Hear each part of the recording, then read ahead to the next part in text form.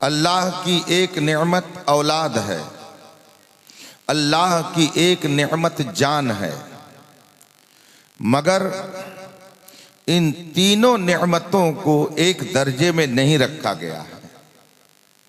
औलाद की हिफाजत भी ज़रूरी, माल की हिफाजत भी ज़रूरी और जान की हिफाजत भी ज़रूरी है। अल्लाह की ये नेमतें हैं, इनकी हिफाजत का हमें हुक्म दिया गया है। माल की हिफाजत का मामला यह है कि एक पैसा भी नाजायज खर्च करना गुनाह है। आप एक मसले से माल की हिफाजत की अहमियत को समझ सकते हैं कि अगर कोई शख्स नमाज पढ़ना चाहता हो और उसे वजू की जरूरत हो, वजू करने के लिए उसने पानी तलाशा मगर पानी उसे कहीं नजर नहीं आया।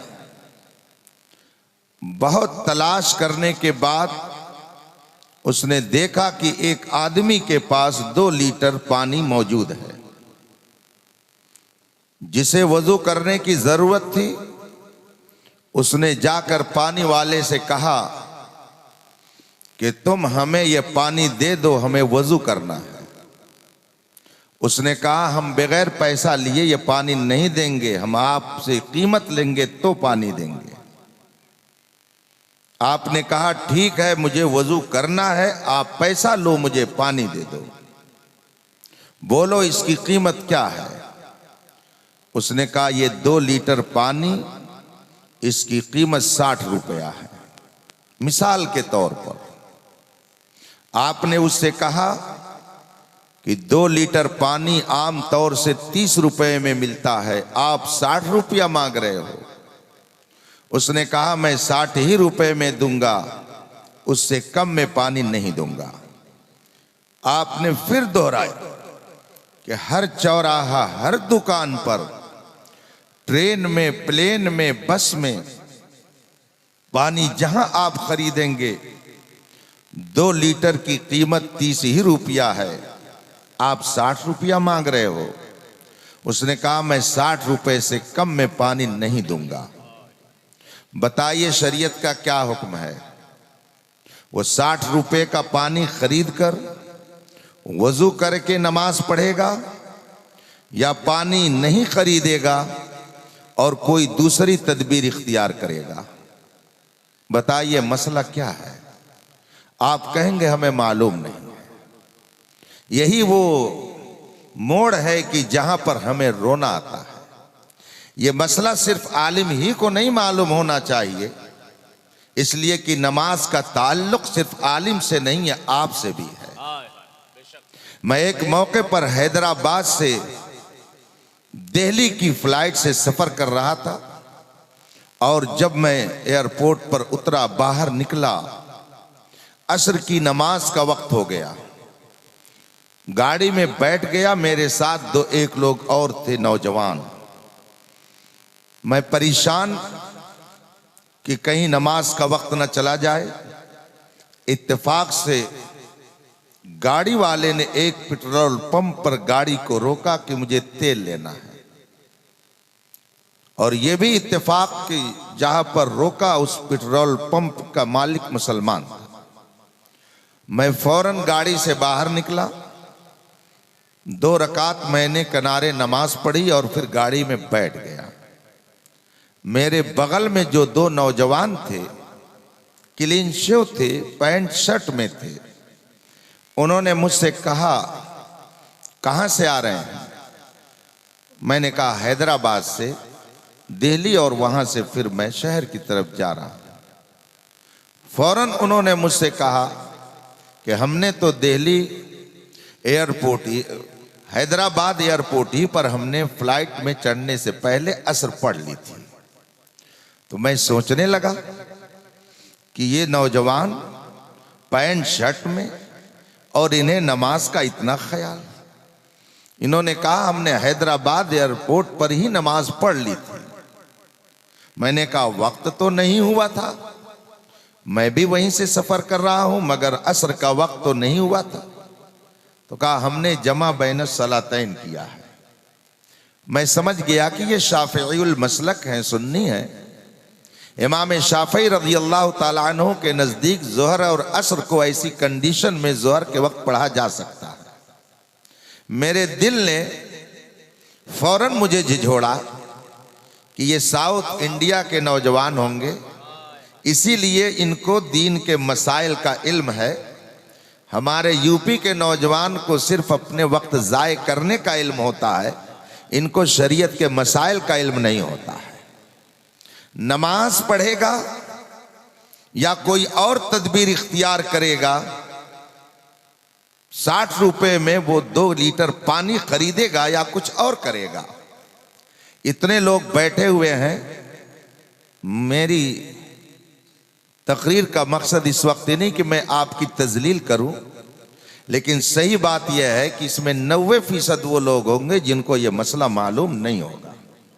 इनको तकरीर कम अच्छी लगती है, इनको हुआ ज्यादा अच्छा लगता है, इनको शोर व गुल ज्यादा अच्छा लगता है। इनको दीन की बातें बताई जाएं तो वो इनकी समझ में कम आती है। और अब तो हाल ये हो गया है, मैं नाज शरीफ का मुखालिफ नहीं, माअज़ल्लाह माअज़ल्लाह, लेकिन जो ही शायर ने नात पढ़ना शुरू किया, लौंडे सब इकट्ठा हो गए और जितने मोबाइल वाले सब मोबाइल लेके तैयार। और अगर तकरीर किसी की शुरू हो गई तो सब फौरन जैसे फुरगुद्दी उड़ जाती है, ये सब उड़ करके किनारे हो जाते हैं। चंद बेचारे बाज़ौक़ लोग बैठे रहते हैं। उमूमन यही हो रहा है। आप जलसे में बुला करके गोया उलमा की तौहीन करते हैं। जब आपका मिजाज सिर्फ नात सुनने का हो जाएगा तो हमको भी सवाल करने का हक होगा कि आप उसे समझते कितना हैं। और मैं ये भी कह सकता हूं कि जितने अशार पढ़े जाते हैं शायद 2-4 शेर आपकी समझ में आता हो, वरना सब तो सर के ऊपर ही चला जाता है। अभी एक जगह एक शायर ने नात पढ़ी मेरे मुर्शिद गिरामी ताजुश शरिया की, साइले दरे अक़दस कैसे मुनफ़इल जाता। अब लोग उस पे वाह वाह कर रहे हैं। उसके बाद ही इत्तेफाक से मेरा नंबर था, तो मैंने पूछा कि ये साइले दरे अक़दस कैसे मुनफ़इल जाता, ये मुनफ़इल है क्या लफ्ज़, इसका माना क्या होता है? तो सब के सब मुंह मेरा तकने लगे। इसका मतलब है कि ये बगैर समझे चीखते हैं, और जो लोग बगैर समझे चीखते हैं दुनिया उनका मजाक उड़ाती है। इसलिए समझ समझ के समझ को समझो। समझ समझना भी एक समझ है। समझ समझ करके जो ना समझे मेरी समझ में वो ना समझ है। ये सिर्फ शोर करने का वक्त नहीं है, बल्कि संजीदगी के साथ लाए अमल मुरत्तब करने का वक्त है। ये हालात सिर्फ शोर गुल करने के नहीं है, अपने बुनियादी मकासिद में लगने का वक्त है। हम जब कहीं जाते हैं हमारा अपना मिजाज है, हम पूछ लेते क्या बोलना है। हर जगह से एक ही बात सुनाई देती है, हजरत मुआशरा बहुत ख़राब हो गया है, इस्लाह मुआशरा पर तकरीर होनी चाहिए, मुआशरे की इस्लाह होनी चाहिए। मैं सोचता हूँ कि ऊँट रे ऊँट तेरी कौन सी कल सीधी, इनका कौन सा ऐसा मोड़ है कि जो सही है, हर मोड़ पर तो ये बिगड़े हुए हैं। अकीदे के एतबार से देखिए तो इन्हें अभी बुनियादी अकायद का इल्म नहीं है। यही वजह है कि जो जमाअत जो गरोह जिधर चाहता है इनको लेकर चला जाता है। इनको आमाल की खबर नहीं है, ईमान क्या है कुफ्र क्या है इन्हें पता नहीं है, नमाज के बुनियादी मसाइल क्या हैं इन्हें उसका इल्म नहीं है, तहारत हमें कैसे करनी है उसका सही शऊर नहीं है। और बैठकर चौराहे पर 4 घंटे जब ये तबसरा करेंगे तो लगता है इनसे बेहतरीन कोई लेक्चरार नहीं है। आप बताइए कि उस आदमी को 60 रुपए में पानी खरीदने का हुक्म दिया जाएगा या कि कोई और तदबीर उसे बताई जाएगी। मैं जानता हूं कि आप नहीं बता पाएंगे, इसलिए कि आपने कभी इस रुख पर तवज्जो ही नहीं की है। आपने संजीदा उलमा की गुफ्तगू सुनने की कभी कोशिश ही नहीं की है। आपने बुनियादी किताबों को अपने घर में रख करके उसको पढ़ने की कोशिश ही नहीं की है। जगह जगह के तुझे थक चुके हैं हंगामे, निशाते लज्जते ख्वाबे गिरा बदल डालो। गलत रवि से मनाजिल का बोध बढ़ता है, मुसाफिरों रविशे कारवां बदल डालो। आप मुझे बताइए, वो 60 रुपए में पानी खरीद करके वजू करेगा या और कोई तदबीर इख्तियार करेगा? आप कहेंगे हजरत हम तो नमाजें नहीं पढ़ते हैं तो हमको क्या जरूरत है मसला जानने की। यहां कह करके आप निकल जाएंगे, लेकिन मैदान महशर में आप किसी को चकमा दे करके नहीं निकल पाएंगे। यहां आप अपनी जबान आवरी से किसी खतीब को, किसी आलिम को, किसी इमाम को नुक्ता चीनी का निशाना बनाकर खामोश कर सकते हैं, मगर मैदान महशर में आप किसी के सामने अपनी जबान दराजी नहीं चला सकते हैं। कुरान कहता है अल यौमा नख्तिमु अला अफ़वाहिहिम व तुकल्लिमुना ऐदीहिम व तशहदु अर्जुलुहुम। हम कयामत के दिन तुम्हारे मुंह पे मुहर लगा देंगे, तुम्हारे मुंह पे ताला लगा देंगे। ये बड़ी बड़ी जबानें रख करके दुकान पर दीन के खिलाफ तबसरा करने वाले, शरीयत का मजाक उड़ाने वाले, उलमाए दीन का इस्तेहजा करने वाले सुने। कुरान कहता है, कुरान पढ़े आप, तब आपको मालूम होगा कुरान आपको क्या तालीम देता है। कुरान कहता है अल यौमा नख्तिमु अला अफ़वाहिहिम, कयामत के दिन हम तुम्हारे मुंह पे ताला लगा देंगे। बहुत लंबी जबान निकालते थे, चलो ताला लग जाएगा। और उसके बाद में फिर होगा क्या? वो तो कल्लिमुना ऐदीहिम, तुम्हारे हाथों को हम ताकत दे देंगे, ये हाथ तुम्हारे हमसे बात करेंगे और तुम्हारे पैर गवाही देंगे। जबान खामोश रहेगी और सारे आज़ा तुम्हारे करतूत का इजहार करेंगे। वहां बहुत मुश्किल पेश आएगी। इसलिए आज ले उनकी पनाह, आज मदद मांग उनसे, कल न मानेंगे कयामत में अगर मान गया। आप बताइए कि वो आदमी नमाज कैसे पढ़ेगा? तयम्मुम करेगा कि बगैर नमाज पढ़े घर जा करके वजू करेगा, या वो 30 के बजाय 60 रुपए में पानी खरीदेगा? मैंने बात यहां से शुरू की थी कि इस्लाम ने आपको माल की हिफाजत का सबक दिया है। उलमा बैठे हैं, इनसे पूछिए। बगल में आपके तनवीरुल इस्लाम अजीमुल शान इदारा है, बड़े बड़े उलमा वहां तशरीफ रखते हैं। ये हमारे करम फरमा नकीब इजलास साहब, इन्होंने एक जुमला कह दिया, ये इनका जुमला है कि जिले के सबसे बड़े आलिम हैं। नहीं, मैं जिले का सबसे बड़ा आलिम नहीं, मैं आपका सबसे बड़ा खादिम हूँ। इसलिए कि हमारे जिले में अल्हम्दुलिल्लाह बहुत सारे हमारे उलमा जलीलुल कद्र मौजूद हैं। मैं उनका कफश बरदार हूँ, ये इनकी मोहब्बत है, इन्होंने ये जुमला इस्तेमाल किया। लेकिन मैं सबसे बड़ा आलिम नहीं, हाँ आपके दरमियान सबसे बड़ा खादिम बनने की जरूर अपने अंदर एक लगन रखता हूँ। रब्बे कदीर मुझे सबसे बड़ा आपका खादिम बना दे, बस वह अगर मंजिल मिल गई तो बहुत कुछ मिल जाएगा। आप बताइए, मसला उलमा से पूछिए, माल की हिफाजत का दर्स किस तरह से इस्लाम ने दिया है। आप इस मसले से अंदाजा लगा सकते हैं कि माल की शरीयत ने क्या अहमियत बताई है। जो पानी 30 रुपए का आम तौर से मिलता है, वजू करने की जरूरत है, वो आदमी 60 रुपए में दे रहा है। शरीयत मुताहरा कहती है कि जब पानी आम तौर से 30 रुपए में मिल रहा है तो तुम 60 रुपए का पानी खरीद करके वजू मत करो। 30 रुपया अपना उसे बेकार मत दो, तुम पानी मत खरीदो, तयम्मुम कर लो। 30 रुपया अपना बचा लो, तयम्मुम करके नमाज पढ़ोगे, अल्लाह तुम्हारी नमाज कबूल कर लेगा। आएगा। ये 30 रुपया जो तुम्हारा बचेगा ये तुम्हारी कौम के भी काम आ सकता है, तुम्हारे समाज के भी काम आ सकता है, तुम्हारे मुल्क के भी काम आ सकता है और तुम्हारी अपनी निजी जिंदगी में भी काम आ सकता है। अगर वो 30 रुपया बचा करके घर गए और तुम्हारे दरवाजे पर कोई साइल आ गया जिसने तुम्हारे सामने अपनी जरूरत रख दी, अब तुम्हारे जहन में बात आएगी कि 30 रुपया वहां से बचा के लेके आया हूं, चलो 10 रुपया इस साइल को दे दिया जाए। और जब वो साइल पाएगा तो हाथ उठा करके दुआ करेगा, मौला इसके रिस्क में इजाफा फरमा, मौला इसके घर पर रहमतें नाजिल फरमा, मौला इसके बच्चों की हिफाजत फरमा, मौला इसकी जान माल की हिफाजत फरमा। और जब वो मुहताज और गरीब आपके लिए दुआ करेगा तो वो दुआ बाबे इजाबत से टकराएगी, रहमतें आपका इस्तकबाल करती नजर आएंगी।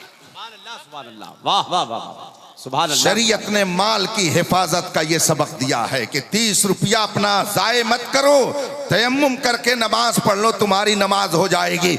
जो लोग हराम कामों में अपने पैसे को जाय करके मोच पर ताव दे करके समझते हैं कि हम बड़ी शोहरत और नामवरी का काम कर रहे हैं, वो सुने और इस पर गौर करें कि ये माल जब जायज जगह पर खर्च करने के लिए, जो कि तयम्मुम करना है, तयम्मुम नहीं बल्कि नमाज पढ़नी है, जब इस मकाम पर नमाज के लिए आपको इतना पैसा खर्च करने की शरीयत इजाजत नहीं देती है, तो जो मेरा नौजवान हराम कामों में अपने पैसे को लगा करके कोई शराब पीता है, कोई जुआ खेल रहा है, कोई अय्याशी कर रहा है, कोई टीवी देख रहा है, कोई सिनेमा देख रहा है, कोई दुनिया के और लहव लईब में लगा हुआ है, ये नौजवान तू अपने माल को जाय करके किसी और का बुरा नहीं कर रहा है बल्कि खुद अपने आप पर तू जुल्म कर रहा है। जिस खुदा ने तुझे ये दौलत दी है वो खुदा तुझसे ये दौलत छीन सकता है। तारीख उठा करके देख ले, न जाने कितने इख्तिदार वाले, न जाने कितने इख्तियार वाले, न जाने कितनी दौलत वाले आए, उनकी दौलत खत्म, उनका इख्तिदार खत्म, उनका इख्तियार खत्म, उनकी सल्तनत खत्म, उनकी ताकत खत्म, उनका लाओ लश्कर खत्म, सब के सब खत्म। मगर जो मुस्तफा के सच्चे वफादार गौसे आजम है वो कल भी जिंदा थे, आज भी जिंदा है, सुबह क़यामत तक। सुभान अल्लाह, वाह वाह वाह वाह वाह वाह, सुभान अल्लाह सुभान अल्लाह। नारे तकबीर, नारे रिसालत वल माए अहले सुन्नत। वो माल जो आप बचा के घर लेके आए, बताइए बात ये सच्ची है कि नहीं कि आदमी दोस्तों पर तो 100 रुपया 5 मिनट में खर्च कर देता है, लेकिन अगर सगे भाई ने 5 रुपया मांग लिया तो दिल बहुत ज्यादा रंजीदा हो जाता है। बहन ने मुतालबा कर लिया तो आदमी अपनी पेशानी पे शिकन फौरन ला देता है। माँ ने अगर मांग लिया बेटे 10 रुपए की जरूरत है, अरे अम्मा कहाँ से ले आए, जानती हो कि आजकल कारोबार कम है। दोस्तों पर मुस्कुराकर चौराहे पे बैठ करके 100 रुपया 5 मिनट में खर्च करने वाले और अपने माँ बाप पर 5 रुपया देने पर भी अपने दिल को सोचने वाले, गौर कर वो दौलत जो तुझे मिली है ये तेरी माँ की हो सकता है दुआओं का नतीजा हो, तेरे बाप की शफकतों का नतीजा हो। खुदा ने वो दौलत तुम्हें दी है, तू दौलत को उड़ा मत, उसकी हिफाजत कर। जब जरूरत पड़ जाए तो किसी मस्जिद की तामीर में दिल खोल करके दे दे। जो अपने ऊपर तू खर्च कर रहा है ये जाय हो जाएगा, मगर जो तू दीन के रास्ते में देगा वो जाय नहीं होगा, वही बाकी रहेगा। उम्मुल मोमिनीन हजरत आयशा सिद्दीका रज़ियल्लाहु ताला अन्हा जो पूरी कायनात के मोमिनों की माँ है, हमारी और आपकी माँ पूरी कायनात के मोमिनों की माँ है। सैयदा है, तैयबा है, ताहिरा है, आबिदा है, जाहिदा है, जाहिरा है, मुफ्तिया है, फकीहा है, सालिहा है, मुज्तहिदा है। बड़ा ऊंचा उनका मकाम है। रसूल पाक की ज़ौजे मोहतरमा है। फरमाती हैं कि एक दिन रसूल पाक के पास कहीं से तोहफे में गोश्त आया। रसूल पाक ने वो गोश्त मेरे पास ला करके रख दिया और तशरीफ ले गए। मैंने देखा गोश्त ज्यादा था। रसूल पाक सल्लल्लाहु अलैहि वसल्लम ने गोश्त मुझे दिया, कहीं तशरीफ ले गए।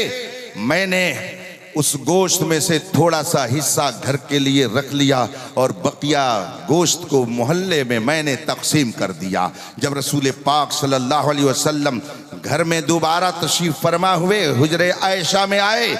रसूल पाक ने पूछा, आयशा गोश्त क्या हुआ? हजरत आयशा रज़ी अल्लाह ताला अन्हा ने जवाब दिया, या रसूल अल्लाह, सब खत्म हो गया, ये थोड़ा सा बाकी है। सब खत्म हो गया, ये थोड़ा सा बाकी है। हम लोग भी ऐसे ही जुमला बोलेंगे।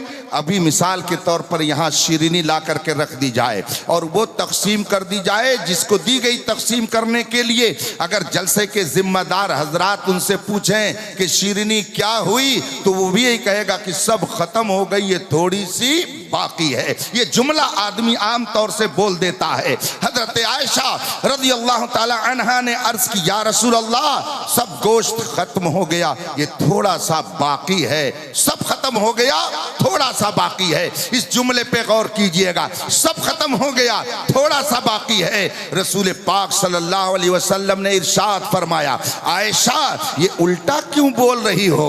तुम कह रही हो सब खत्म हो गया, ये थोड़ा सा बाकी है। नहीं नहीं, जो तुमने मोहल्ले में तकसीम कर दिया वो बाकी है, और जो तुमने अपने लिए रखा है ये खत्म हो जाएगा। क्या तूने कुरान की आयत करीमा नहीं सुनी है? अल्लाह इरशाद फरमाता है, वमा इंदकुम यनफद वमा इंदल्लाहि बाक़, जो तुम्हारे पास खुद है वो खत्म हो जाएगा, और जो तुमने खुदा के रास्ते में दे दिया वही बाकी रहने वाला है।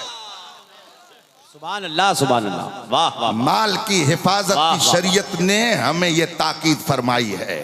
आदमी हराम काम में नामो नमूद के लिए न जाने कितने पैसे खर्च कर देता है, लेकिन जब दीन की बात आती है, जलसे वालों से पूछ लीजिए, अगर इन्होंने चंदा किया होगा, अगर चंद लोगों ने मिलकर किया होगा तो नहीं, लेकिन अगर इन्होंने चंदा करके ये जलसा रचाया होगा तो उनसे पूछ लीजिए कि वो जब दरवाजे दरवाजे गए होंगे तो लोगों का चेहरा कितना जोग्राफिया किस तरह का बना होगा और कैसे कैसे उन्होंने जुमले सुने होंगे, उनसे पूछ लीजिए। लोग कहते हैं कि मुसलमान हमारे मुल्क में बड़ी गुर्बत का शिकार है, मगर ये मैं मानता ही नहीं हूँ। मुझसे अगर कोई कहता है बहुत गरीब है तो मुझे बहुत ख़राब लगता है, और ऐसे ही मुझे ये भी ख़राब लगता है जब कोई आलिम कहता है कि हमारे मदरसे में यतीम और गरीब तलबा पढ़ते हैं। ये जुमला भी मुझे अच्छा नहीं लगता है। ये जो पढ़ करके आए हुए हैं स्टेज पर, क्या ये सब के सब बचपन से यतीम हो गए? सबके अब्बा मर गए थे? क्या सबके बाप का इंतकाल हो गया था कि मदरसे में सब यतीम पढ़ते हैं, सब गरीब पढ़ते हैं? इस वक्त मदरसे में करोड़पतियों के भी बच्चे पढ़ते हैं,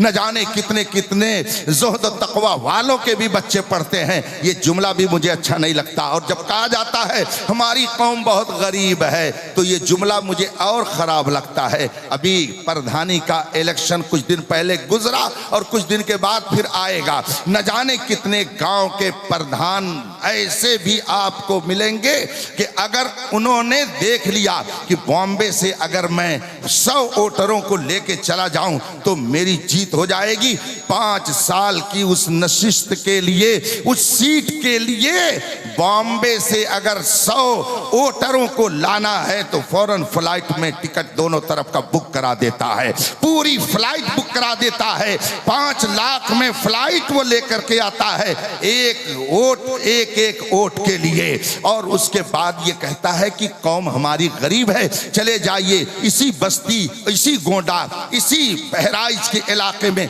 20-20 कमरों पर मुश्तमिल लोगों के मकान हैं और वो खेतों में बनाए गए हैं और वो बंद हैं। उसमें क्या रहते हैं? कबूतर, कुत्ते, बिल्ली। और अगर कहा जाए ये इतना बड़ा आपने मकान बना दिया, इसमें कोई रहने वाला नहीं है, काश आप इससे छोटी सी एक इमारत बना करके इन छोटे छोटे बच्चों की तालीम के लिए मांटेसरी टाइप का इदारा खोल देते तो कितना अच्छा आपके लिए होता। 20 कमरों पर मुश्तमिल एक इमारत बनाकर साल भर बंद रखता है ताकि लोग देख करके कहें कि फला सेठ का मकान है। जो करोड़ों रुपए का बना हुआ मकान कबूतर रखने के लिए बनाया जाए, उस कौम को कहा जाए इनके पास पैसा नहीं है, ये मैं मानता ही नहीं हूं।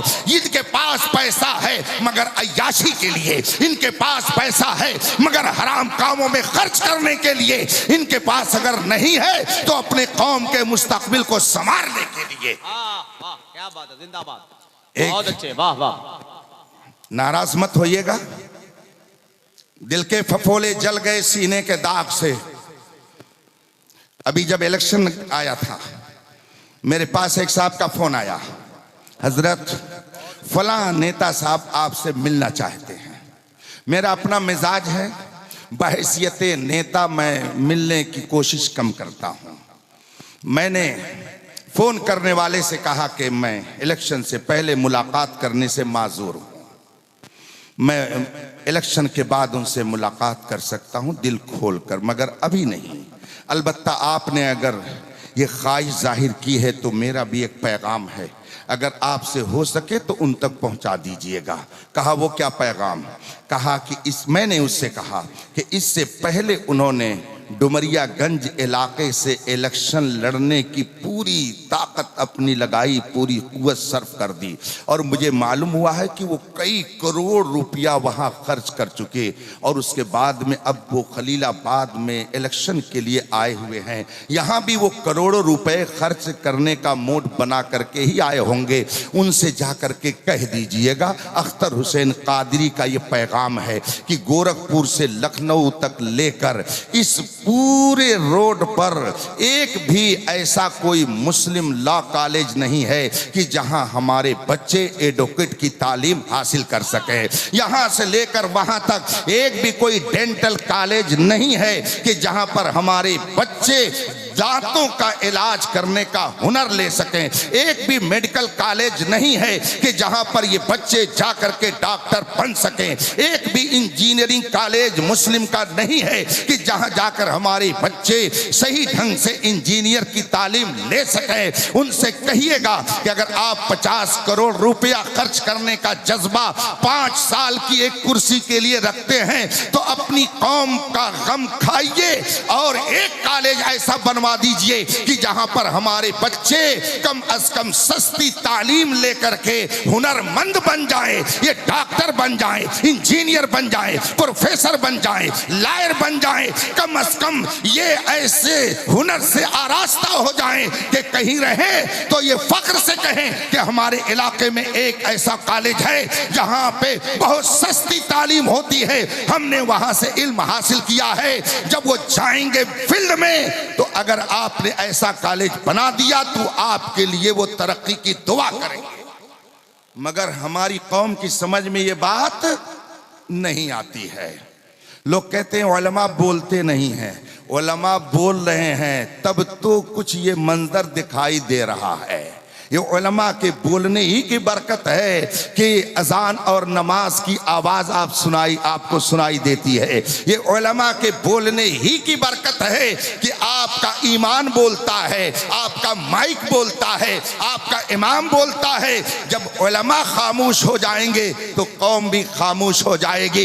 इसलिए अगर सही मशवरा दिया जाए तो अहले सरबत को ये चाहिए कि उसको संजीदगी से लें और कौम की फलाह बहबूदी के लिए अपने पैसे को लगाएं। वो अय्याशियों में और दुनिया की खुराफात में अपना पैसा खर्च करने के बजाय इस कौम की तामीर और तरक्की के लिए कुछ कर जाएं ताकि वो दुनिया से जाएं भी लेकिन अच्छा नाम ले करके जाएं।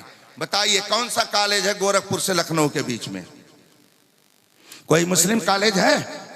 नहीं है। मगर क्या मुसलमानों के पास दौलत नहीं है? कितने ऐसे लोगों को मैं जानता हूं अल्हम्दुलिल्लाह, बस्ती, संत कबीर नगर, गोंडा और इस जैसे जो जिले हैं, न जाने कितने अरबपति लोग हैं कि जो अपनी दौलत को अगर वो इस्तेमाल कर दें तो कौम के अंदर जो जहालत है ये जहालत दूर हो जाए और इनको ऐसी अच्छी तालीम मिल जाए। आप ये मत सोचिए कि नौकरी कहाँ मिलती है। इल्म नौकरी के लिए नहीं हासिल किया जाता है, इल्म एक पाकीज़ा जिंदगी गुजारने के लिए हासिल किया जाता है। और आदमी जब इल्म हासिल कर लेगा, हुनर आ जाएगा, तो इल्म इंसान को जलील नहीं होने देता है, इल्म इंसान को रुस्वा नहीं होने देता है, इल्म इंसान को बेगैरत नहीं होने देता है। आदमी अगर इल्म से आरास्ता हो जाएगा तो उसे अपनी जिंदगी गुजारने का शऊर आ जाएगा। मगर हमारी कौम इसके लिए थोड़ी तैयार है, ये काम थोड़ी करेगी। बात दूर चलेगी, बहुत दूर चली गई। अल्लाह ने इंसान को माल दिया मगर उसकी हिफाजत का हुक्म दिया है। अल्लाह ने आपको औलाद दी है, ये औलाद है, मगर इसकी भी हिफाजत का सख्त हुक्म है। ये क्या है?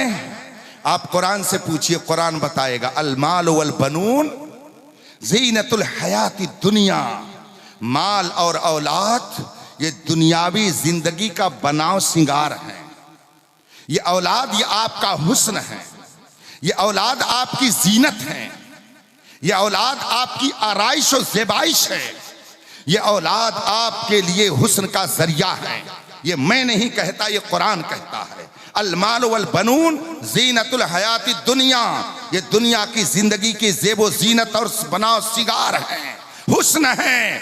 और हुस्न को आदमी जहां तक हो सके महफूज रखता है, उसे जाये नहीं करता है। उसको एक मिसाल से आप समझ सकते हैं। मिसाल के तौर पर एक खूबसूरत इमारत किसी ने किसी चौराहे पर बनाई, शानदार बिल्डिंग, बेहतरीन बंगला बनाया और उसने उसको डेंट पेंट करके खूब खूबसूरत बना दिया। अब अगर कोई शख्स जा करके उसमें लकीरें खींचने लगे, जा करके उसमें कालक पोते, बताइए जिसने बनाया उसे खराब लगेगा कि नहीं लगेगा? कि मैंने इतनी मेहनत से डेंट पेंट करके इतनी खूबसूरत इमारत खड़ी की है और इसने आकर के कालक पोत दी, इसने आकर के इसमें लकीरें खींच दी, उसे खराब लगेगा, उसे अच्छा नहीं लगेगा। इसलिए कि उसने जिस हुस्न और ज़ेबाइश के साथ उस बिल्डिंग को खड़ा किया है, वो हरगिज नहीं चाहेगा कि इसको कोई खराब करे। इस खराब पर मुझे एक बात याद आ गई। इत्तेफाक से एक मौके पर मैं सफ़र कर रहा था। मेरी अपनी आदत है, मैं सफ़र में रहूं या हज़र में रहूं, मेरा जो कीमती वक्त होता है मैं उसे काम में लगाता हूं। मैं अपने नौजवानों से भी कहूँगा, अपने वक्त को ज़ाय मत करिए, वक्त को काम में लगा। आपको वक्त मिले तो आप बैठ करके मोबाइल में पबजी मत खेलिए, गेम मत खेलिए, वरना लोग आपके साथ गेम खेल देंगे, फिर आपको कोई बचाने वाला नहीं मिलेगा। आपके मोबाइल में अगर कुरान है तो आप कुरान पढ़िए, हदीस है तो हदीस पढ़िए, दरूद पाक के कलिमात हैं तो उसको पढ़िए। मेरी आदत है, मैं अगर सफर करता हूं, जब तक तबीयत में नशात बाकी रहती है तो मैं कुरान पाक की तिलावत करता रहता हूं, कुछ न कुछ पढ़ता रहता हूं। अब तो बेपढ़े लिखे लोग भी ये नहीं कह सकते हमें कुरान शरीफ याद नहीं है, कैसे पढ़ें? कुरान पाक को आप मोबाइल में महफूज कर लीजिए, जहां बैठे रहिए खोल दीजिए, पढ़ते रहिए। पबजी खेलने में और गेम खेलने में अपनी नस्लों के वक्तों को जाये मत होने दीजिए। मैं सफर कर रहा था, इत्तेफाक से मेरे बगल की सीट पे एक हैंडसम नौजवान बैठा था। मैंने मोबाइल खोला और फिर मैं अपने काम में लग गया, पढ़ने लगा। चूंकि वो अरबी जबान में किताब थी जो मैं पढ़ रहा था। अब दूसरे लोग ये समझते हैं कि जितनी अरबी की किताब है वो सब कुरान ही होगा और कुछ नहीं होगा। चुनांचे उसने मुझसे पूछा, मौलाना क्या कुरान पढ़ रहे हैं? मैंने कहा नहीं, मैं कुरान नहीं पढ़ रहा हूँ, दूसरी किताब पढ़ रहा हूँ। कहा किस टॉपिक पर किताब है? मैंने कहा इसके अंदर बहुत सारे मौजू हैं, बहुत सारा टॉपिक है, मगर इस वक्त जो चैप्टर मैंने खोल रखा है ये इस दुनिया के बारे में नहीं है, बल्कि इस दुनिया के अलावा दूसरी दुनिया है, उसके बारे में मैं पढ़ रहा हूँ। मैं आखिरत के बारे में चैप्टर खोल करके उसे पढ़ रहा हूँ। इत्तेफाक से वो शख्स गैर मुस्लिम था। उसने कहा आप मुझे बताएंगे कि ये आप जो पढ़ रही है क्या है?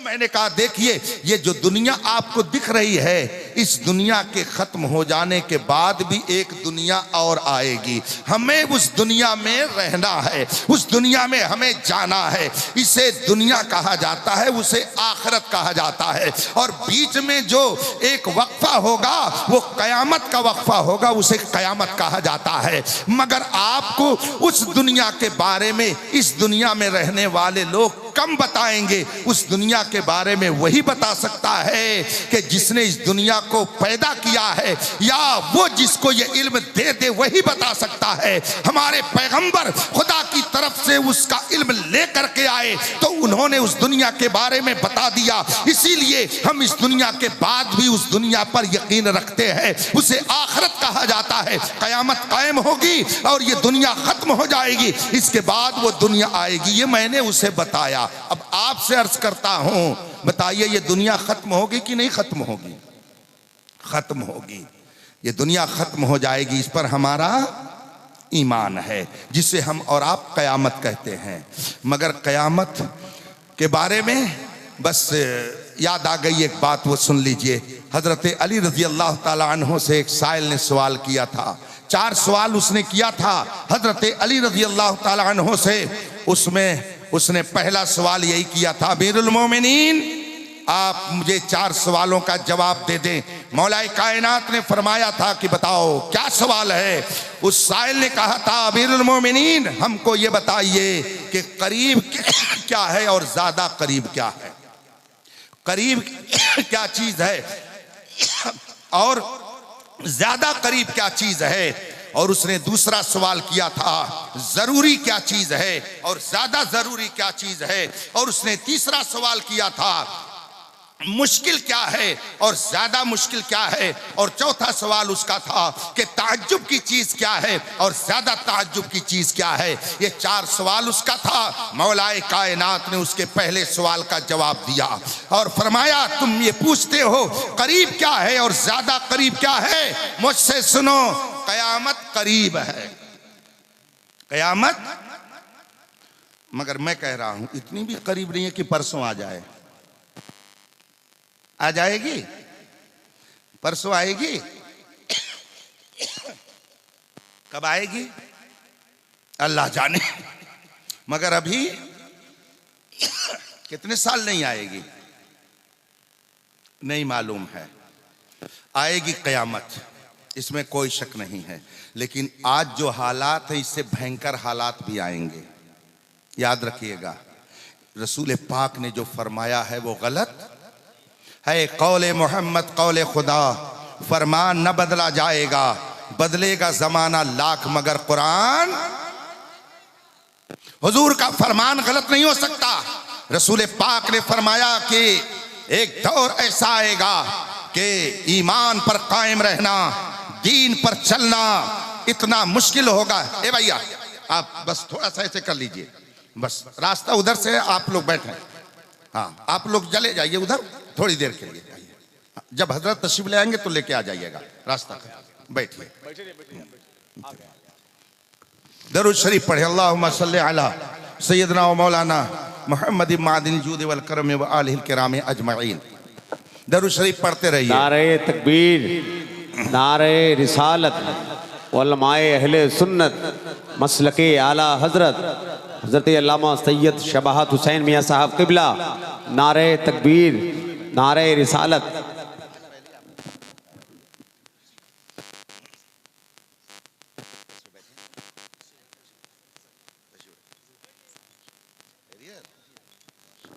माशाअल्लाह आप देख रहे हैं खतीब अहले सुन्नत हज़रत अल्लामा सैयद शबाहत हुसैन मियाँ साहब किबला, साथ में हज़रत ग़ुलाम नूर मुजस्सम साहब तशरीफ़ लाए। हज़रत मुफ्ती साहब किबला की तकरीर हुई, अफरा तफरी का माहौल ना पैदा करें। हज़रत की तकरीर। आप लोग बैठ जाइए अपनी जगह पे, वक्त बहुत कीमती है। मैं बहुत देर से ये बात अर्ज कर रहा हूँ, आप बैठ जाइए अपनी जगह पर। और अभी आपको हज़रत बाबरकत सैयद साहब किबला का खिताब भी सुनना है और शहजादे बिलगिराम की तशरीफ़ आवरी होगी इंशाअल्लाह। उनके भी फैज़ान से आपको माला माल होना है। अराकीन जलसा ने बड़ी मेहनत से जलसे को रचाया और सजाया है, इसलिए आप लोग अपनी जगह पर इत्मीनान से बैठ जाइए और मेरी कड़वी बातें सुन लीजिए। अगर सुन करके आपने इसको दिलो दिमाग में बैठा लिया तो इंशाअल्लाह आइंदा हो सकता है आपके लिए मुफीद और कारआमद हो जाए। क़यामत आएगी, इस पर हमारा ईमान है, लेकिन अभी बहुत कुछ देखना है। इब्तिदाए इश्क है, रोता है क्या, आगे आगे देखिए होता है क्या। एक जमाना आएगा कि दीन पर चलना इतना मुश्किल होगा जैसे हाथ पर, हदीस शरीफ है ना, हाँ हाथ में अंगारा लेना आसान होगा मगर दीन पर चलना उससे भी ज्यादा मुश्किल होगा।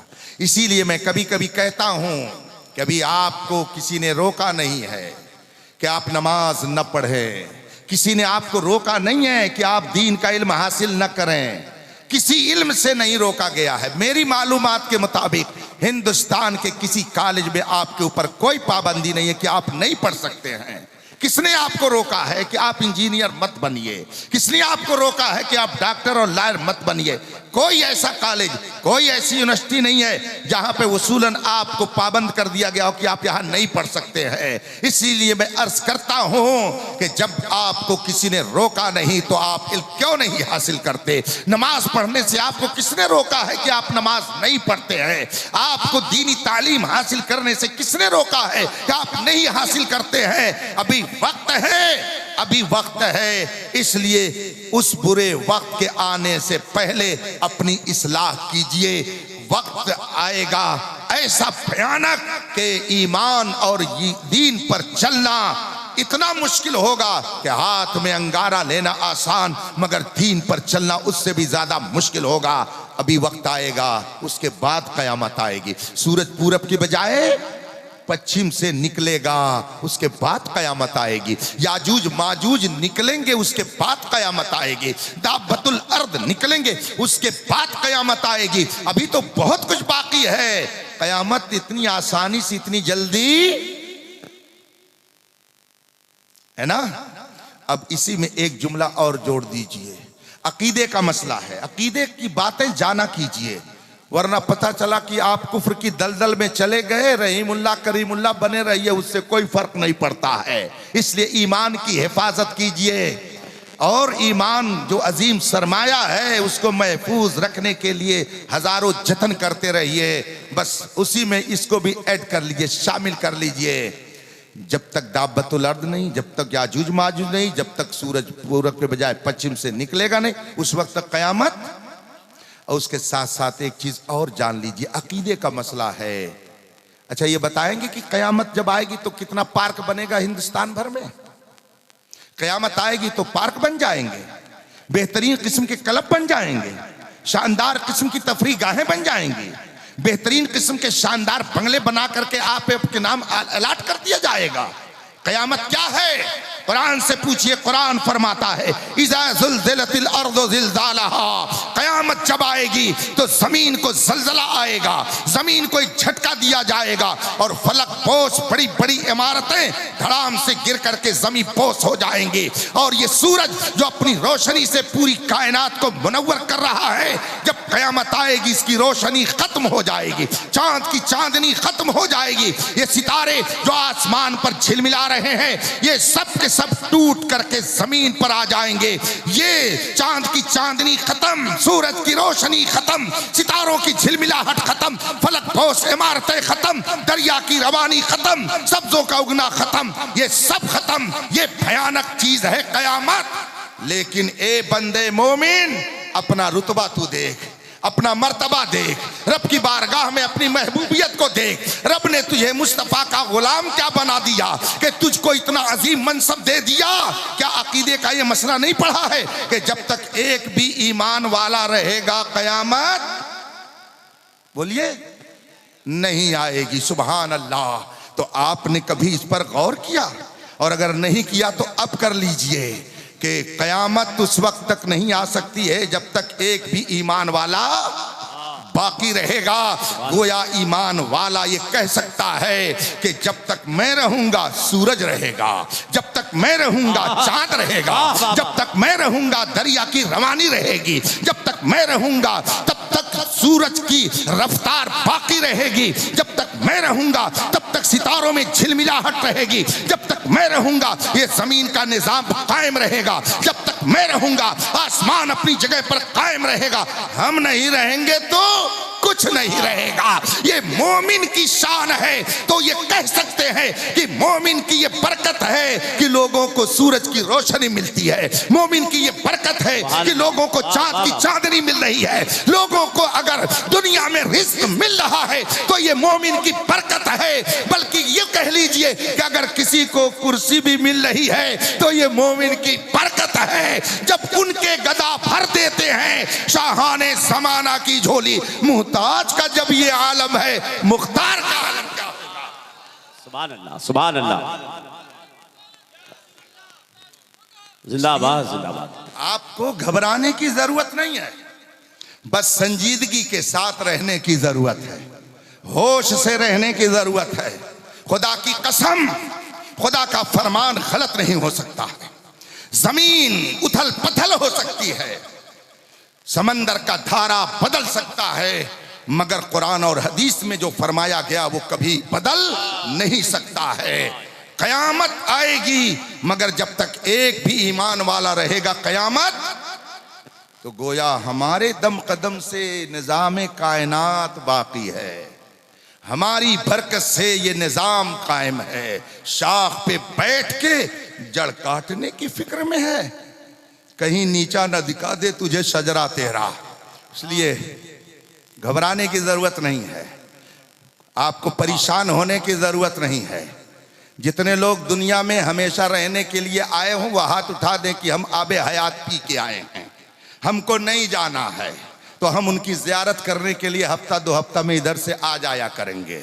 लेकिन हम जानते हैं कि कोई मोमिन तो मोमिन है, गैर मोमिन भी ये जुरात नहीं कर सकता है कि वो कह दे कि हम आबे हयात पी के आए हैं, हम कभी नहीं जाएंगे, हम यही रहेंगे, सबको भेज करके भी हम यही रहेंगे। कोई आपको ऐसा ना मिलेगा। मौत से किसको रुस्तगारी है, आज वो कल हमारी बारी है। हम दुनिया में रहने के लिए नहीं आए हैं, हमारी जिंदगी का मकसद क्या है। हम दुनिया में हुकूमत और इख्तिदार के लिए नहीं आए, ये जान लीजिए हम किस लिए आए हैं, हम किस लिए जीते हैं। हुजूर ताजु शरिया मेरे मुर्शिदे गिरामी फरमाते हैं, ना समझ मरता है जिंदगी के लिए, जीना मरना है सब कुछ नबी के लिए। मसलके आला हजरत पे कायम रहो, जिंदगी दी गई है इसी के लिए। सुभान अल्लाह, सुभान अल्लाह, सुभान अल्लाह। जो लोग सिर्फ यहीं पर रहने के लिए आए हो वो कुछ भी करें, लेकिन हम यहाँ रहने के लिए नहीं आए, एक दिन यहाँ से जाने के लिए आए हैं। कयामत करीब है, मगर हजरत अली रज़ी अल्लाह ताला अन्हु ने दूसरे सवाल का जवाब दिया। फरमाते हैं तुम कहते हो करीब क्या चीज है, ज्यादा करीब क्या है। सुनो, कयामत करीब है, मगर मौत, इसमें डर क्यों रहे हैं, बोलिए ना। हाँ बिल्कुल सही है, यही लोग तो हमारा साथ दे रहे हैं और स्टेजे तक साथ देते हम भी जानते हैं, उसके बाद में ये भी खिलाटी की तरह उड़ जाएंगे। देख रहे हैं ना दुनिया का हाल, दूल्हा दूल्हा कह करके जब अलाव में डाल देते हैं वो जले चाहे मरे, हम तो अपने घर चले सोने के लिए। कयामत करीब है, मगर हजरत अली रज़ी अल्लाह ताला अन्हु ने उसे जवाब देते हुए फरमाया मौत ज्यादा करीब है, और जो चीज ज्यादा करीब होती है उसका ख्याल कम रखा जाता है ना। अरे मैं उल्टा बोल दिया, अच्छा ये सीधा क्या होगा, जो चीज ज्यादा करीब होती है उसका ख्याल हाँ ज्यादा रखा जाता है। इसीलिए मौत का आप लोग बहुत ज्यादा ख्याल रखते हैं, तभी हर वक्त नमाज के लिए बिल्कुल तैयार रहते हैं। इसीलिए आप लोग हमेशा कुरान करीम की तिलावत करते रहते हैं, इसीलिए आप लोग गुनाहों से बचते रहते हैं। अभी कल शबे बारात गुजरी है ना, हजरत सैयद साहब माशाल्लाह हमारे बहुत करम फरमा, अभी मैंने आपसे जिक्र किया, और दूसरी अजीम शख्सियत जो करम फरमा अभी तशरीफ लाने वाली है। कल रात जो गुजरी है ना, आजकल एक फैशन चल गया है, मुझसे जो गलती हुई होगी माफ कीजिएगा, सोशल मीडिया पे भेज दिया, समझ गए कि बात सारी गलती, बस सब कुछ हमने किया, माफ हो गया। सुन लीजिए, बात आ गई है तो वक्त आपका मैं ले रहा हूं, और इसके बाद फौरन यहाँ से चला जाऊंगा, ताकि आप जो कुछ कहना वही कहते रहिए। गुनाह की कई किस्में हैं, गुनाह कई तरह का होता है, सुन लीजिए। सिर्फ इतना कहने से रात भर नहीं काम चलेगा, अस्तगफिरुल्लाह अस्तगफिरुल्लाह अस्तगफिरुल्लाह अस्तगफिरुल्लाह, और सुबह कहिए मैंने रात भर जाग करके गुजारा है, शब बेदारी की है, रात भर मैंने तौबा और इस्तिगफार की है। तौबा और इस्तिगफार के भी दर्जे अलग अलग हैं, वरना ये तौबा और इस्तिगफार मुंह पर मार दी जाएगी, उससे कोई फायदा नहीं होने वाला है। पहले समझिए कि गुनाह कई तरह का होता है, और किस गुनाह से इस्तिगफार कैसे की जाती है, तौबा कैसे की जाती है। अगर उस ढंग से नहीं करेंगे तो रात भर करते रहिए, उससे कुछ फर्क नहीं पड़ता है। एक गुनाह वो होता है, गौर से सुनिएगा, जो बंदे और खुदा के बीच होता है। खुदा का हुक्म था, बंदे को करना चाहिए था, बंदे ने वो काम नहीं किया, इसलिए वो गुनहगार हो गया। मगर वो गुनाह ऐसा है कि उसकी भरपाई दूसरे तरीके से हो सकती है। एक गुनाह वो होता है, मिसाल के तौर पर खुदा का हुक्म है कि हर आकिल बालिग मुसलमान 5 वक्त की नमाज रोज पढ़े, जुमे मुबारका हफ्ते में पढ़े, मगर एक मुसलमान आकिल बालिग होते हुए नमाज नहीं पढ़ता है। अब उसने 5 वक्त की नमाजें छोड़ी, अपनी जिंदगी में बहुत सारी नमाजें छोड़ दी हैं, लेकिन नमाजें जो उसकी छूट रही हैं उसकी भरपाई हो सकती है कि उसकी कज़ा कर ली जाए। अगर आपने 10 साल ज़कात नहीं दी तो आप गुनहगार हुए, लेकिन इसकी भरपाई हो सकती है कि अब दे दीजिए, ज़कात अदा हो जाएगी। ये वो गुनाह है जो बंदे और खुदा के दरमियान है और इस गुनाह की भरपाई हो सकती है। इस गुनाह के बारे में आप सारे उलमा से जाकर के पूछ लीजिए, सिर्फ तौबा तौबा करने से और हज पर भी चले जाइए और आ जाइए, बल्कि हर महीने में उम्रा पे जाइए और चले आइए, लेकिन जब तक कि अपनी नमाजों की कज़ा नहीं कर लेंगे उस वक्त तक आपके तौबा का कोई एतबार नहीं होगा। आप लाख इस्तिग़फ़ार करें, मगर ये वो गुनाह है कि जब तक आप नमाजों की कज़ा पूरी नहीं कर लेंगे आपके तौबा और इस्तिग़फ़ार का एतबार नहीं किया जा सकता। सिर्फ तौबा तौबा करने से काम नहीं चलता है, ये वो गुनाह है। और दूसरा गुनाह वो है कि जो बंदे और खुदा के दरमियान है, खुदा की नाफरमानी की है मगर उसकी भरपाई नहीं हो सकती है, उसकी भरपाई नहीं हो सकती है। अब उसमें क्या किया जाएगा?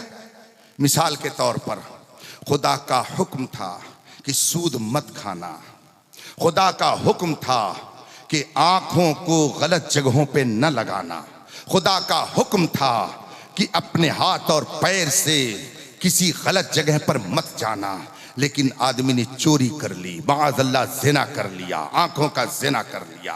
जाहिर सी बात है कि ये खुदा की नाफरमानी कर बैठा, और इसका बदल क्या है, इसकी भरपाई क्या है?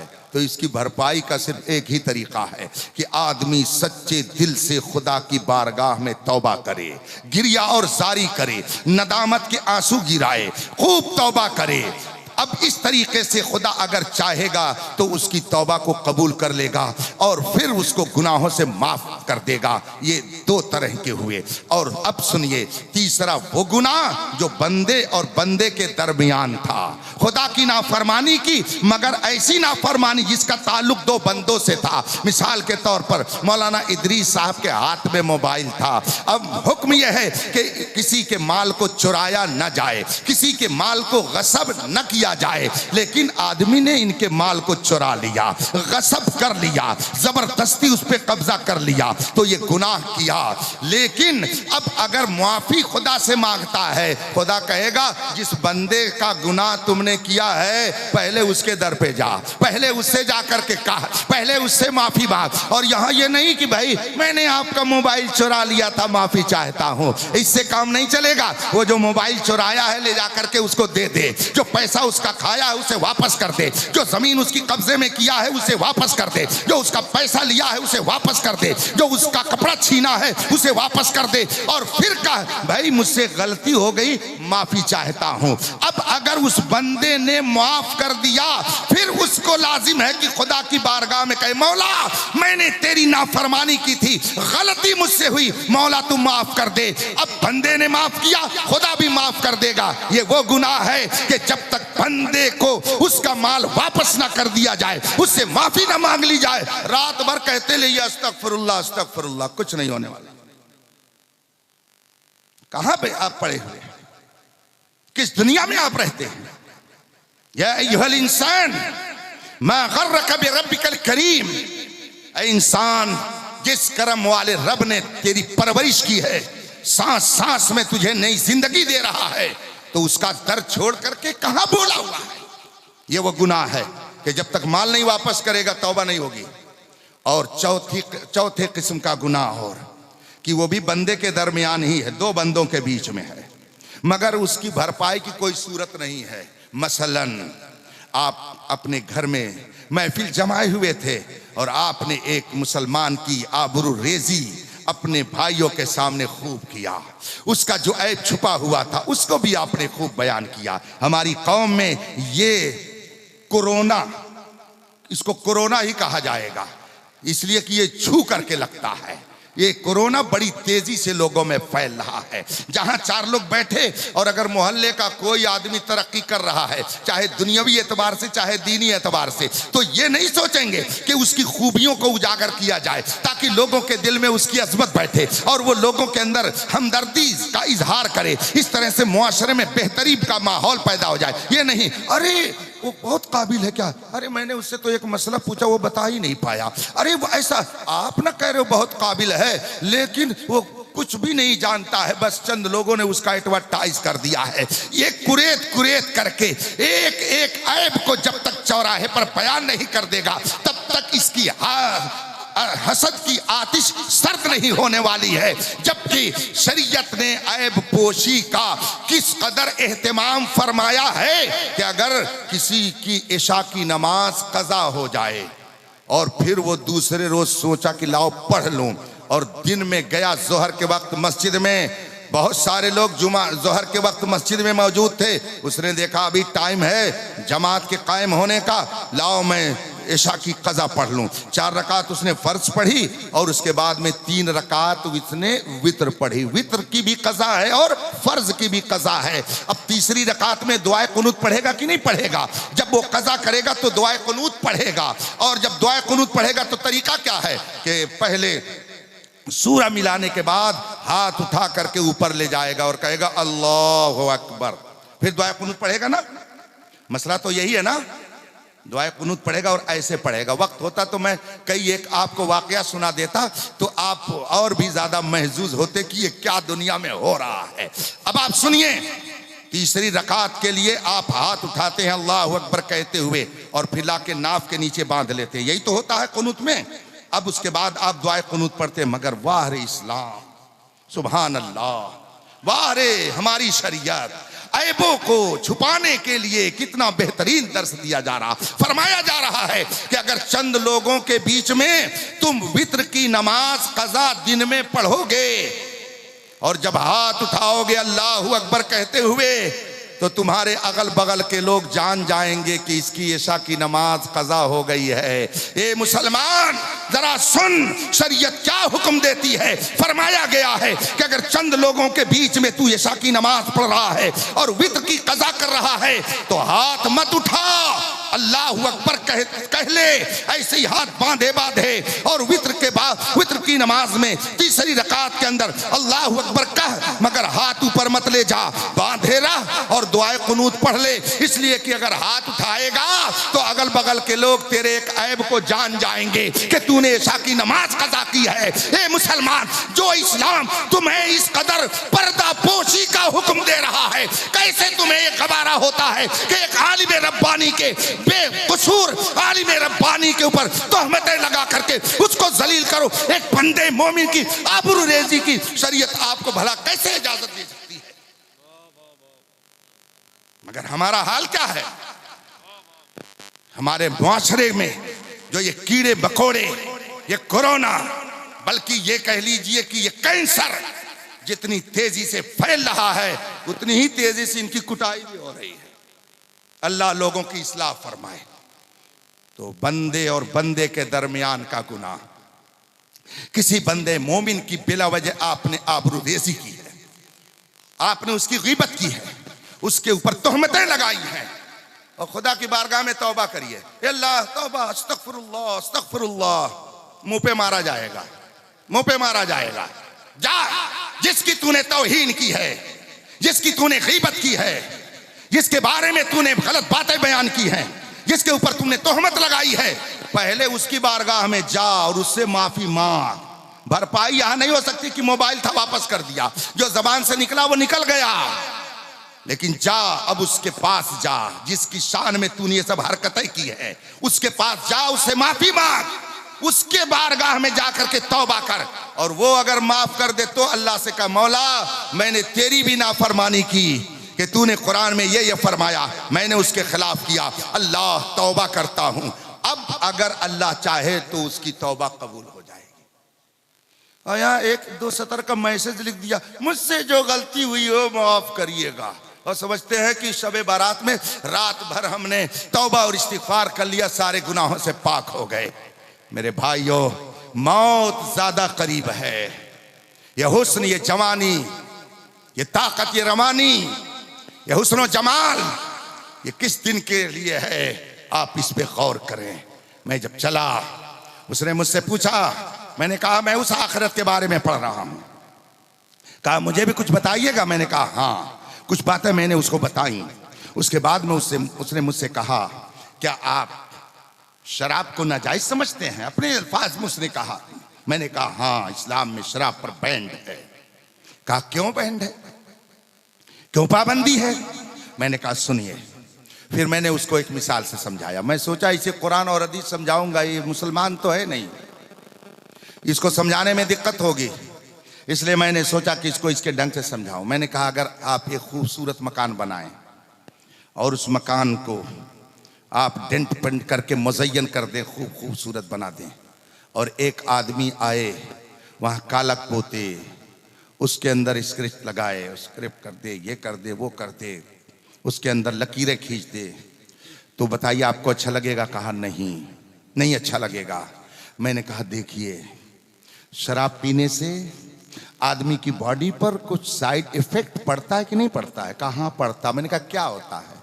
उसने कहा आदमी की अकल खराब हो जाती है, आदमी की अक्ल काम नहीं करती है। मैंने कहा मैं भी इससे इत्तेफाक करता हूं, मगर और भी चीजें हैं। मैंने कहा कुछ मुझसे भी सुन लीजिए। चूंकि वो बहुत खूबसूरत जवान था, डॉक्टर था, दिल्ली का रहने वाला था, उसको दिल्ली से भुवनेश्वर जाना था, मैं भी जाना था भुवनेश्वर। वो मुझसे गुफ्तगू करने लगा, हैंडसम नौजवान। इस तरह की जब उसने गुफ्तगू मुझसे की तो मैंने उससे कहा आपने खूबसूरत मकान बनाया, मगर कोई उसे बिगाड़े, उस पे कालक पोते, तो क्या आपको अच्छा लगेगा? उसका हुस्न बिगाड़े, आपको अच्छा लगेगा? कहा नहीं। मैंने कहा सुनिए, जिस मालिक ने आपको हैंडसम बनाया है, ये बताइए कि अगर आप 4-6 साल शराब पिएंगे, बताइए आपके चेहरे का हुस्न खत्म होगा कि नहीं होगा? आपकी जो डिफेंस एनर्जी है, कुव्वते मुदाफ़ात है, अंदर आपके जो रब ताला ने ताकत व कुव्वत रखी है, ये ताकत व कुव्वत खत्म हो जाएगी कि नहीं? कहा हाँ खत्म हो जाएगी। मैंने कहा कि अगर आप एक खूबसूरत मकान बनाएं और उसे कोई खराब करे तो आपको ना पसंद हो, मेरे मालिक ने इंसान को अशरफुल मखलूक हसीनो जमील बनाया है। शराब पिएगा, उसकी ताकत खत्म हो जाएगी, उसके चेहरे का निखार खत्म हो जाएगा, हुस्न जमाल खत्म हो जाएगा, ताकत खत्म हो जाएगी, अक्ल खत्म हो जाएगी। आपने अगर एक मकान बनाया और हसीनो जमील मकान बनाया तो आप नहीं पसंद करेंगे कि इसे कोई खराब करे? जिस मालिक ने आपको हैंडसम बनाया है वो भी ये नहीं चाहता कि आप ऐसी हरकत करें जिससे आपका हुस्न जमाल खत्म हो जाए, आपकी ताकत खत्म हो जाए। इसलिए रब ने हमको सख्ती से शराब पीने से मना फरमाया है। जो ही मैंने ये कहा, उसने कहा हाँ आपकी बात हमारी समझ में आ रही है। हमने कहा इस्लाम के जितने उसूल हैं वो सब इंसानों की फलाह बहबूद के लिए है। कोई ऐसा कानून नहीं है कि जो इंसानों की कामयाबी के लिए ना हो। हर कानून इंसान के नफा के लिए अल्लाह ने बनाया है। ये और बात है कोई अमल करता है, कोई अमल नहीं करता है, मगर कुरान का ऐलान है जो अल्लाह और रसूल की इताअत करेगा वही हकीकत में मुकम्मल तौर से कामयाब। इसलिए आप अपने माल की हिफाजत करें, अपनी औलाद की हिफाजत करें, अपनी जान की हिफाजत करें, और इन सब से ज्यादा कीमती चीज क्या है? इन सब से ज्यादा अहमियत वाली चीज क्या है? ईमान। उससे बढ़कर के दुनिया की कोई नेमत नहीं। ईमान सबसे अजीम नेमत है। कभी कुफ्र और शिर्क के दलदल में जाने का तसव्वुर भी मत कीजिएगा। हुजूर ने फरमाया ला तुशरिक बिल्लाह व इन हुर्रिक्ता, खुदा के साथ किसी को शरीक मत ठहराओ, अगरचे तुम्हें जला करके राख कर दिया जाए, टुकड़े टुकड़े कर दिए जाएं, मगर अपने ईमान की हिफाजत करना। और ईमान की हिफाजत का इस वक्त सबसे अजीम, सबसे बड़ा किला, कि जिस किले में आने के बाद इस्लाम के और आपके ईमान की हिफाजत हो जाएगी, उस किले का नाम मसलके आला हजरत है। इसी किले में रहिएगा, इससे बाहर। हाँ, आजकल हमारे सैयद साहब बैठे हैं, ये तो तकरीब बहुत शानदार करेंगे, अभी आप सुनेंगे। कुछ पीर ऐसे हैं जो कहते हैं हम सैयद साहब हैं, हमको जो हक है हम कहेंगे, हम किसी सहाबी की शान में गुस्ताखी करें कोई हमको कुछ नहीं बोल सकता है। अकीदे का मसला सुन लीजिए, सहाबी के बाद जितने लोग हैं, बहुत संजीदगी से सुन लीजिएगा, सहाबी के बाद गैर सहाबी जितने हैं, सहाबी के अलावा जितने हैं, चाहे वो सैयद हो चाहे गैर सैयद, जितने हैं, कोई भी सहाबी के बराबर, ये अकीदे का मसला है। अब अगर सैयद साहब का मैं सैयद साहब हूं, मैं जिस सहाबी को चाहूं जो चाहूं कहूं, तो मैं कहूंगा कि मैं भी कुछ कहना चाहूंगा। आप अगर आले रसूल हैं तो सच्चा आलिम नाइबे रसूल है। अगर आप आले रसूल की बुनियाद पर किसी सहाबी की अजमत पर कीचड़ उछालेंगे तो नाइबे रसूल होने के नाते मेरा हक है कि मैं तहफ़्फ़ुज़े नामूसे रिसालत के लिए आगे आऊं। ये मेरा हक है कि मैं तहफ़्फ़ुज़े नामूसे सहाबा के लिए आगे आऊं। इसलिए मैं भी वो बताऊंगा जो अकीदे का मसला है। सहाबी के बाद चाहे कोई सैयद हो, खान हो, अंसारी हो, मंसूरी हो, शाह हो, कोई हो, शरीयत में जात की बुनियाद पर, बिरादरी की बुनियाद पर कानून नहीं चलता है। कानून शरीयत का सबके लिए है, कोई उससे अलग नहीं है। इसलिए अगर कोई किसी सहाबी की शान में गुस्ताखी करे, वो सब कुछ हो सकता है मगर सुन्नी सही अकीदा नहीं। एक पीर साहब है, इस इलाके में भी आते हैं, उन्होंने उधम मचा रखा। उलमा की शान में जो गुस्ताखी करते हैं वो करते ही हैं। हजरत सैयदना अमीर मुआविया की शान में तबर्रा करते हैं और उनको बुग़्ज़े अहले बैत वाला बताया। उन्होंने उनकी शान में गुस्ताखियां किया। मैंने उनके बारे में एक फतवा देखा, उसमें लिखा हुआ है ये शख्स गुमराह बद्दीन है, अहले सुन्नत से खारिज है, बदमज़हब है, पीर बनाने के लायक नहीं है, उसकी तकरीर सुननी नाजायज़ है। वो चाहे कोई जुब्बे में आए, चाहे कोई कुब्बे में आए, चाहे कोई साफे में आए, चाहे कोई असा लेकर के आए, चमकता जो नजर आए वो सब सोना नहीं होता। अगर दुनिया में रहना है तो कुछ पहचान पैदा कर। इसलिए अगर कोई आलिम के लिबादे में आकर के सहाबा की अजमत से खिलवाड़ करेगा तो हम उसको बताएंगे कि सुन लो, किल के रजा है खंजरे खूंखार बरकबार, आदा से कह दो खैर मनाए नशर। वाह वाह वाह वाह, जिंदाबाद जिंदाबाद जिंदाबाद जिंदाबाद। गैर तो हमारे ऊपर जो कुछ कर रहे हैं वो कर ही रहे हैं। ये अंदर से चूल्हे में आग लगा रहे हैं, घर को जला रहे हैं। क्या है ये? मौलाई है। अरे वाह भाई वाह, कैसे मौलाई हो? जरा आओ तो सामने। मौलाई हजरत अली रजी अल्लाह ताला अन्हो ने फरमाया कि मेरे और मुआविया के दरमियान कोई जाती इख्तिलाफ नहीं, वो हमारे भाई हैं, हमारे भाई हैं।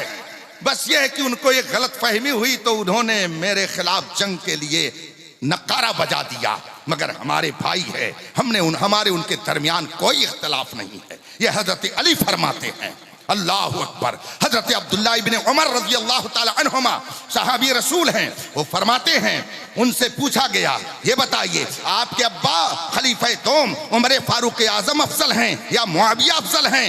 हजरत अब्दुल्ला इब्न उमर रज़ी अल्लाह ताला अन्हु ने फरमाया कि अफजल तो मेरे बाप उमर ही हैं, मगर सियासत करने का ज्यादा हुनर, क़यादत करने का ज्यादा शऊर, मुल्क चलाने का ज्यादा हुनर मुआविया के अंदर पाया जाता था। ये हजरत अब्दुल्ला इब्ने उमर रज़ी अल्लाह ताला अन्हुमा फरमाते, खुद रसूल पाक फरमाते हैं, अल्लाहुम्मा जअलहु हादियम महदिया, ए मौला तू मुआविया को हादी भी बना, महदी भी बना।